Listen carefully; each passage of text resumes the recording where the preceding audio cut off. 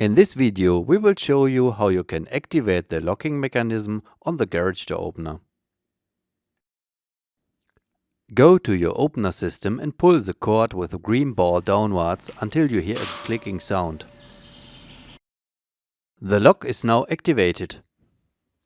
Now move your garage door by hand until the sliding carriage makes a second audible clicking sound as it reconnects with the rail. Your door opener is now locked again and the door should move when you operate it with the hand transmitter.